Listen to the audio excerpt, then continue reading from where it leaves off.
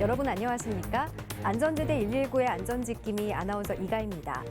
날이 더워지면서 선선한 산을 찾는 분들 많으시죠? 여성분들이라면 이제는 홀로 등산을 하는 일은 없어야겠습니다.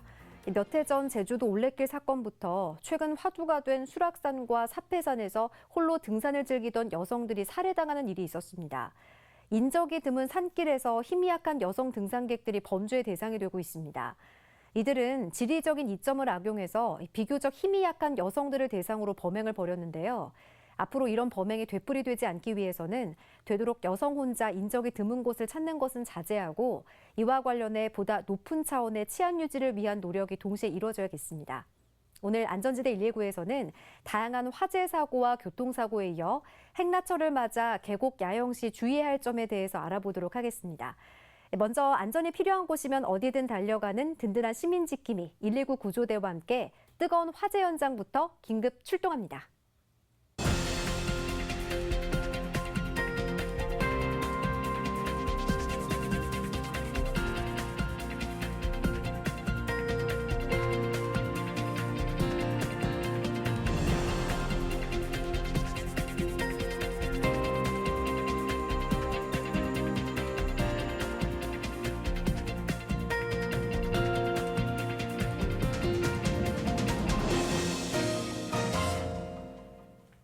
안전지대 119처럼 국민의 안전이 최우선인 전문가를 모셨습니다. 서울시립대 도시방재안전연구소 부소장 이영주 교수님입니다. 교수님 어서 오세요. 네, 안녕하세요. 네, 교수님 날이 더워지면서 화재 사고가 더 많이 일어나고 있는 것 같아요. 네, 그렇습니다. 이렇게 여름철이라고 해서 화재에 방심해서는 절대 안 되겠는데요. 네. 여름철에는 에어컨, 선풍기 이런 이제 냉방기기 사용이 늘어나면서 그렇죠. 전기 사용도 그만큼 늘고요.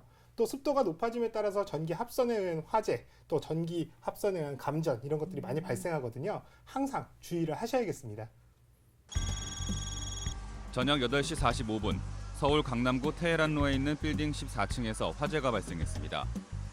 고층 빌딩에서 시뻘건 불길이 무섭게 치솟고 있는데요. 이 화재로 100여 명의 소방 인원과 고가 사다리차까지 동원돼 진압 작업이 펼쳐졌습니다. 다행히 빌딩 안에 있던 사람들은 미리 대피해 인명피해는 없는 것으로 전해졌는데요. 경찰과 소방당국은 14층 베란다에서 누군가 버린 담배꽁초 불씨가 종이에 옮겨붙어 불이 난 것으로 보고 정확한 화재 원인을 조사 중입니다. 밤 11시 59분 서울 성북구 장원로에 있는 주택에서 불이 났습니다. 주택 지하에서 쉴 새 없이 연기가 뿜어져 나오고 있는데요. 1층에 살던 남성이 지하에서 불꽃을 발견하고 119에 신고해 급히 진화 작업이 시작됐습니다. 안타깝게도 집안에 있던 70대 노인이 사망했는데요. 경찰과 소방당국은 지하에서 불이 난 정확한 원인을 조사 중입니다. 오후 2시 49분 서울 도봉구 우이천로에 있는 아파트 13층에서 화재가 발생했습니다. 시커먼 연기를 동반한 불이 무섭게 번지고 있는데요. 대낮에 느닷없는 화재로 아파트 주민 30여 명이 긴급 대피하는 소동이 빚어졌지만 다행히 인명피해는 없었습니다. 거주자가 집을 비운 사이 불이 나 경찰과 소방당국은 정확한 화재 원인을 다방면으로 조사하고 있습니다. 새벽 3시 55분 이번에는 원룸에서 화재가 발생했습니다.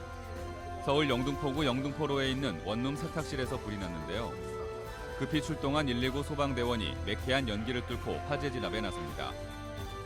이 화재로 원룸에 사는 30여 명이 긴급 대피하고 2명이 연기를 흡입해 인근 병원으로 이송됐습니다. 다행히 큰 인명피해는 없었습니다. 경찰과 소방당국은 세탁실 빨래 건조기에서 불이 시작된 것으로 보고 정확한 화재 원인을 찾고 있습니다. 많은 이들이 모여 사는 곳에서 부주의로 인한 화재 사고가 더 이상 일어나지 않도록 각별히 주의해야겠습니다. 아파트와 빌딩 또 원룸과 같은 사람들이 많이 모여 있는 곳에서 화재가 일어났습니다. 내가 잠깐 방심하면 많은 이들이 위험에 처할 수 있기 때문에 다중이용시설이나 아파트, 원룸에 사시는 분들은 화재에 대한 경각심을 한순간도 늦춰서는 안 될 것 같습니다. 네, 그렇습니다. 그래서 오늘은 아파트, 주택 화재의 원인이 되는 네. 이 세탁기 화재에 대해서 한번 짚어볼까 합니다. 세탁기에서 불이 난다는 게 언뜻 이해가 가지 않는데 일단 물을 많이 사용하기 때문에 세탁기는 좀 불과는 거리가 멀지 않을까 싶은데 아닌가 봐요. 네, 그렇게 생각하시는 분들이 많을 텐데요. 네. 하지만 의외로 이 세탁기에서 화재가 종종 오. 발생하곤 하거든요. 네. 그 원인을 살펴보면 오래된 세탁기를 장시간 사용하다 보면요, 스위치 부분이라든지 이 연결 부분이 네. 부식이 돼서요, 전기 배선이나 전기 회로 이 부분에 습기가 노출이 되고요. 이로 인해서 합선이라든지 누전 이것이 또 화재로 이어지는 경우들이 많습니다. 네. 특히 10년 넘은 오래된 세탁기는 가동하지 않고 전기 코드만 꽂아놓은 상태라 하더라도요. 화재가 발생하는 경우도 있었습니다. 어머, 일단 오래된 세탁기는 관리를 좀 더 철저하게 하고 웬만하면 새로 하나 장만하는 것이 좋겠네요.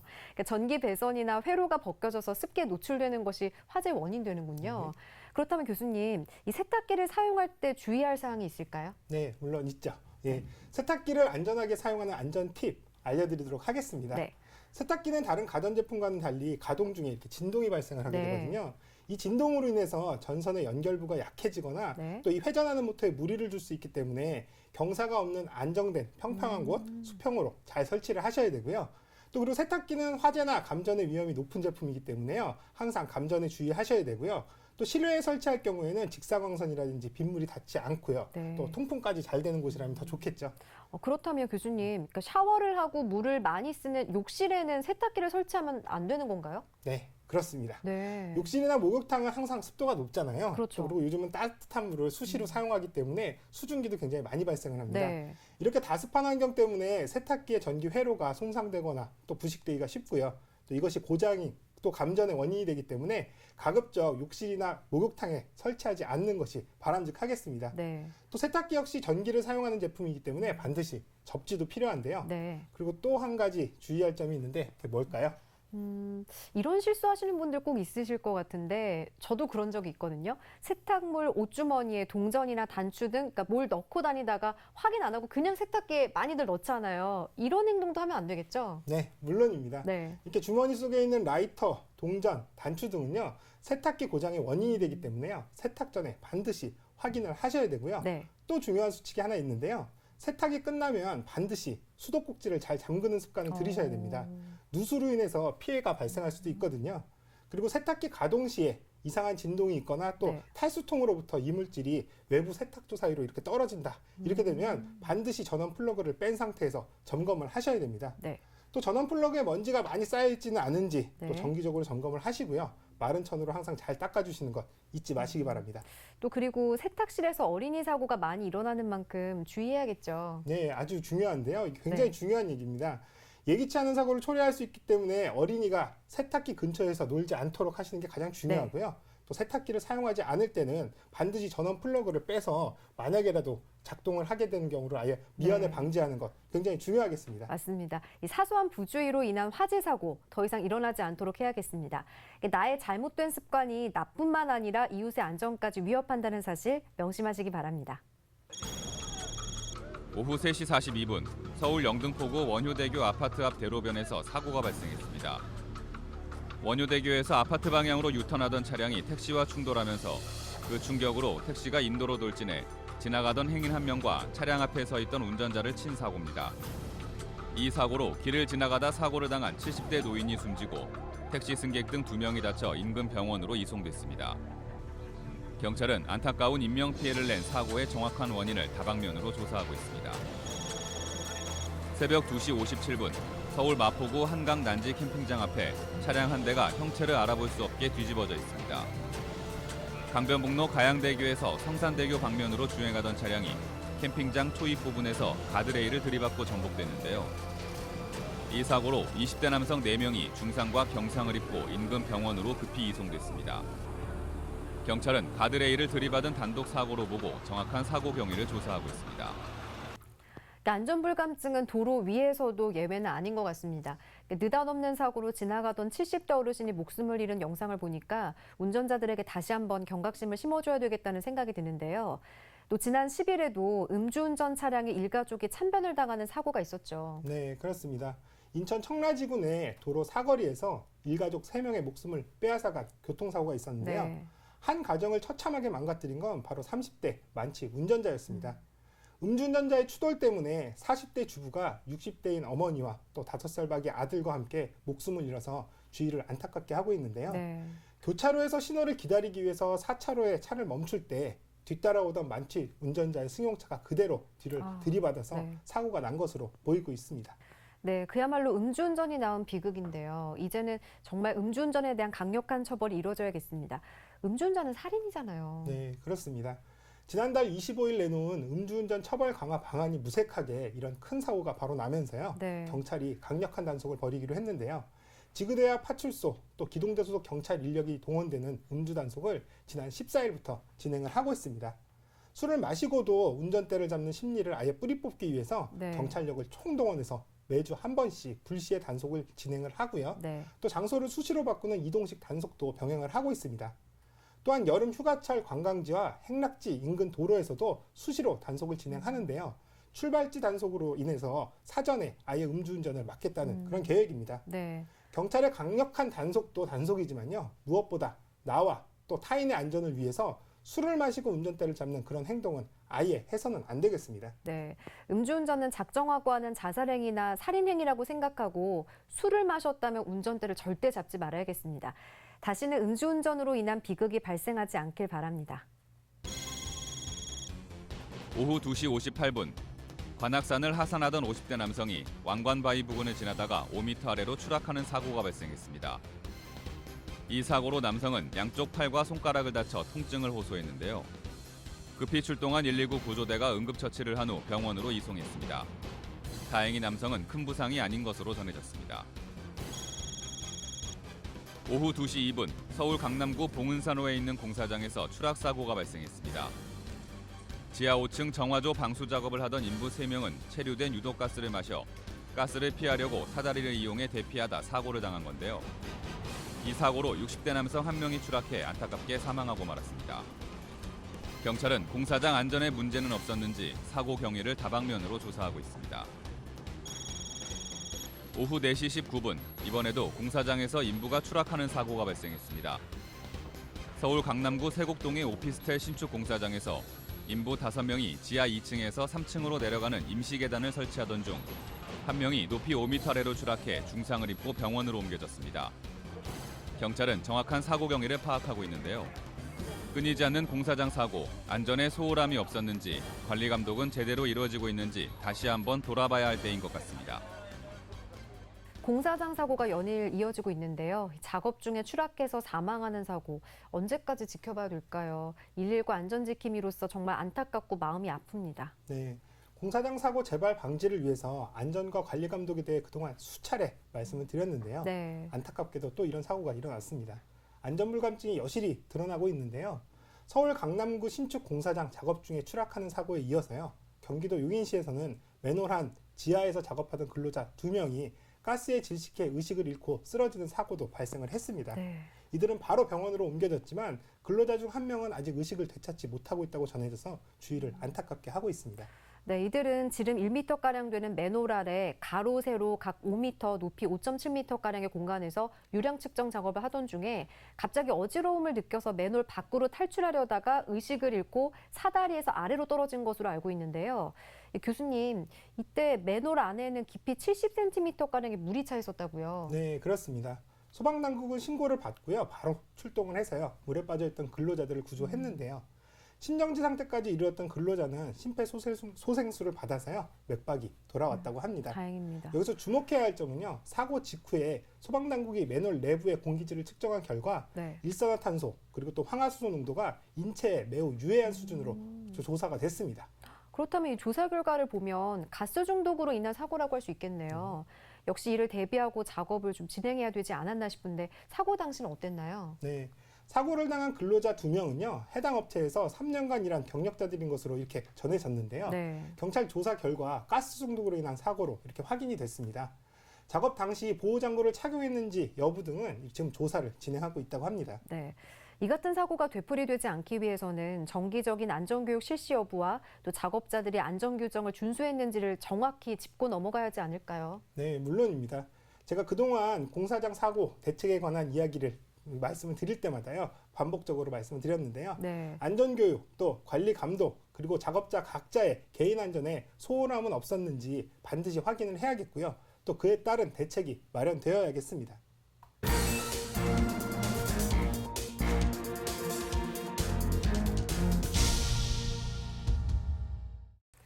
우리들의 안전생활을 위해 안전수칙을 속속들이 짚어보는 안전연구소 알아야 산다 시간입니다.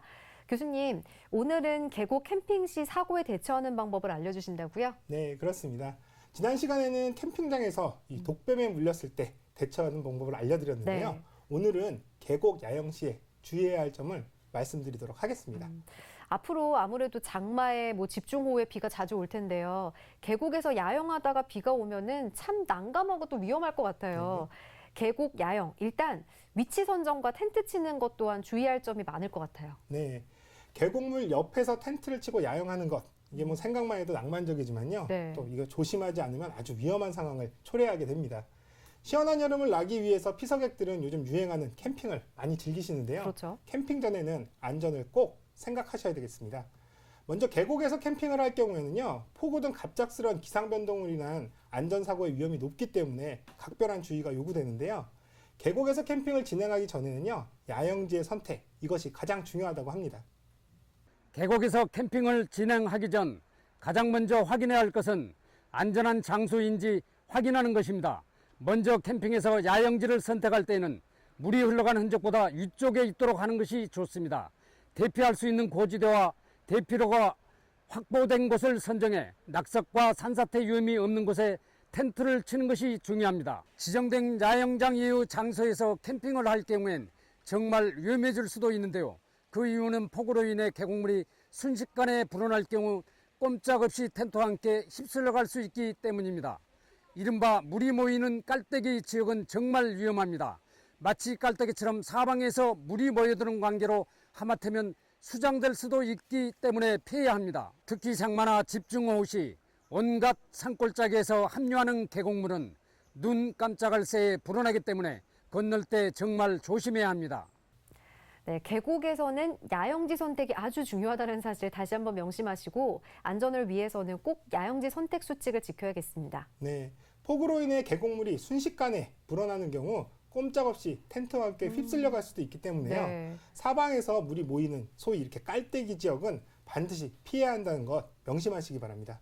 그렇다면 교수님, 만약 국지성 호우에 갑자기 불어난 물에 갇혔을 때는 계곡에서 안전하게 대피할 수 있는 방법도 알아야 하지 않을까요? 대피법이 있을까요? 네, 호랑이 굴에 갇혔어도 네. 정신만 바짝 차리면 살 수 있듯이요. 불어난 계곡물 속에서도 최대한 안전하게 대피할 수 있는 방법이 있다고 합니다. 계곡물이 불어났을 경우 바로 건너지 말고 우회로를 통해 목적지를 찾아가는 것이 현명한 방법이지만 피치 못할 사정이 있을 경우에는 최대한 안전한 방법으로 계곡을 건너야 합니다. 돌이 구르는 소리가 들리거나 나무들이 떠내려 올 정도라면 유속이 상당히 어려울 정도로 빠른 것이기 때문에 절대 물을 건너서는 안 됩니다. 스틱이나 나뭇가지로 무릎 깊이를 재봤을 때 허벅지를 넘어선다면 계곡을 건너는 도중 넘어질 확률이 높습니다. 가장 위험한 상황이라고 할 수 있는데요. 안전장비가 없이 계곡을 건너는 상황에서 물살에 쓸려 넘어지게 될 경우 익사할 위험이 높습니다. 때문에 물살이 느리고 수심이 낮은 곳을 찾아 물의 흐름을 거스르지 않고 대각선으로 비스듬히 건너야 합니다. 폭포 근처에는 물구덩이가 있고 소용돌이가 일어나는 곳은 빨려 들어갈 위험이 있기 때문에 피해야 합니다. 신발을 반드시 신고 바닥을 쓸듯이 걸어 중간에 있을 구덩이나 바위 등을 피하면서 횡단해야 합니다. 국지성 호우 등 비가 자주 내리게 되면 계곡물은 순식간에 불어납니다. 안전한 대피법 꼭 숙지하시기 바랍니다. 정말 알고 있으면 생명을 지킬 수 있는 유용한 행동 수칙이 아닌가 싶습니다. 이 나뭇가지로 물의 깊이를 재봤을 때 허벅지를 넘어서면 물을 건너다 넘어질 확률이 높기 때문에 절대 계곡물을 건너서는 안 된다는 거 꼭 기억하시기 바랍니다. 네, 돌이나 나뭇가지가 구르는 소리가 들린다면 유속이 굉장히 빨라서 위험하다는 것 잊지 마시고 기억하시기 바랍니다. 네, 시원한 물과 나무가 있는 계곡에서의 낭만을 즐기기 위해 캠핑을 떠났다가 집중호우나 폭우를 만났을 때 피치 못할 사정이 생겨서 계곡을 떠나야 할 때 꼭 안전수칙을 준수해야 한다는 거 잊지 말아야겠는데요. 교수님, 이쯤에서 계곡 야영 중에 사고가 났을 때는 어떻게 해야 하는지 또 어떤 부분을 체크해야 사고가 나지 않는지 짚어주셔야 될 것 같아요. 네, 안전을 등한시했다가는 사고가 나기 마련인 이 계곡 야영은요, 체크해야 될 안전사항 많은데요. 현장에 직접 나가시는 중부소방서 119 소방대원님께서 직접 알려주시겠습니다. 계곡에서 캠핑을 할 경우 폭우 등 갑작스러운 기상 변동으로 인한 안전사고의 위험이 높아 각별한 주의가 필요한데요. 계곡에서 캠핑을 진행하기 전 가장 먼저 해야 할 것은 안전한 장소인지 꼭 확인하시기 바랍니다. 폭우로 인해 계곡물이 불어날 경우 꼼짝없이 텐트와 함께 휩쓸려 갈 수 있기 때문입니다. 그리고 계곡물이 범람했을 경우 무리하게 나오려 하지 말고 지대가 높은 곳으로 이동해 119에 신고하시기 바랍니다. 또 비상시에 대비해 국민안전처 중앙소방본부에 재난안전정보 제공 시스템 웹인 안전디딤돌이 유용하니 설치하시기 바랍니다. 계곡은 비교적 차가운 수온으로 준비운동 없이 곧바로 입수할 경우 심정지의 위험이 있을 수 있습니다. 또 계곡은 유속이 빠르다는 것을 꼭 알아야 합니다. 마지막으로 자제해야 할 행동 중 하나는 다이빙인데요. 생각하는 수심과 실제 수심의 차이가 크기 때문에 바위에 부딪혀 경추 손상을 입을 위험이 높으며 고르지 못한 바닥으로 인해 깊은 웅덩이에 빠지거나 소용돌이에 휘말릴 경우 수영 전문가라 하더라도 물 밖으로 탈출하기 쉽지 않습니다. 계곡 캠핑 시의 위험성을 인지하고 안전 수칙을 준수하여 즐거운 계곡 물놀이가 되길 바라며 또한 차량과 캠핑 장소에도 소화기를 비치하여 화재에도 주의하시기 바랍니다. 오늘 안전연구소 알아야 산다에서는 여름 계곡 캠핑 시에 집중호우에 대비하는 안전수칙에 대해서 알아봤는데요. 이영주 교수님의 요점 정리로 다시 한번 체크해봅니다.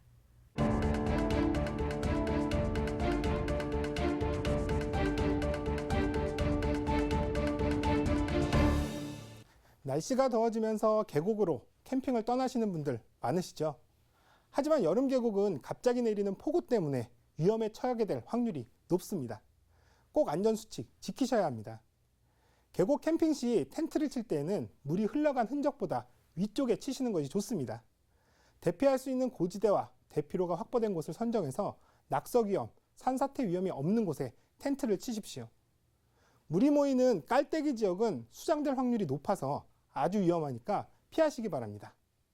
계곡물이 불어났을 경우에는 우회로로 가는 것이 가장 안전하겠지만 피치 못할 경우 계곡을 건너야 한다면 다음과 같은 사항에 주의를 하셔야 합니다.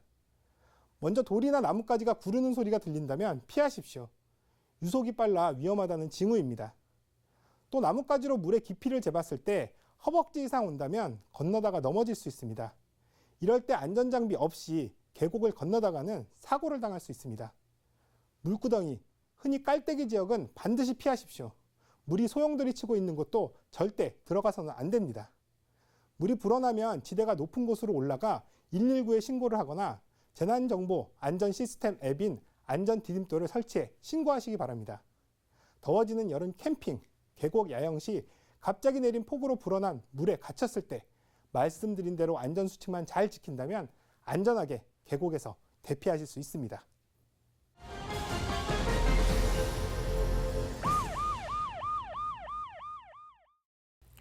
얼마 전 승용차를 몰고 가던 30대 여자 경찰관이 시내버스와 충돌해 사망한 사고가 있었죠. 그런데 숨진 여경의 가슴 아픈 사연이 전해져서 주의를 더욱 안타깝게 하고 있습니다. 네, 숨진 이 여경은요, 간암 투병 중인 남편에게 줄 다슬기를 채취하려고 승용차를 몰고 가던 중에 이 같은 사고를 당했는데요. 시내버스 승객과 운전자는 가벼운 부상에 그쳐서 그나마 다행이었지만요. 네. 한 여성을 죽음으로 몰고 간 이 교통사고, 안전불감증이 낳은 비극, 또 벌어진 셈입니다. 네, 이런 사고가 다시는 일어나지 않도록 안전에 다시 한번 빗장을 걸어보는 하루 되시기 바랍니다. 안전은 실천이고 우리들의 공동 운명이기 때문입니다.